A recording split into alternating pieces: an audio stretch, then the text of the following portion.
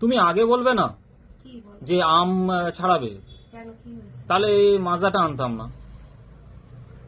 হ্যাঁ সত্যি মাজার দরকার ছিল না। তুমি জানো না আমের দিন, এখন আম তো কাটা না হয়। আমাদের এই গাছের আম কিন্তু মাজার মতনই টেস্ট। কিন্তু দুঃখের বিষয় এবার বেশি হয়নি, কাউকে দিতে পারিনি। মানে আর সেটা কপাল। হ্যাঁ, অন্যবার যেমন প্রচুর হয় সবাইকে দেওয়া যায়, কিন্তু এবছর তা একদম। চলো আজকে বলো কেন ফল এখন নেওয়া হচ্ছে। এখন ফল নেওয়া হচ্ছে যে একাদশীর সেই কারণে।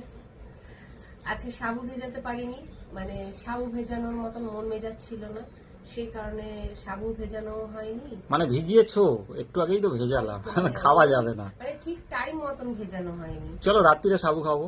হ্যাঁ, রাতে রূপকবাবু আছে সাবু মাখবে, আমাকে সাবু দেবে। তাহলে আজকে দুপুরে একাদশীটা ফল আর মিষ্টি দিয়েই হোক। হ্যাঁ, ওই এইখানে মুসম্বি কেটেছি, পেয়ারা ছিল একটা, পেয়ারা, আপেল আর আম। আর সাথে তুমি মিষ্টি কি এনেছো?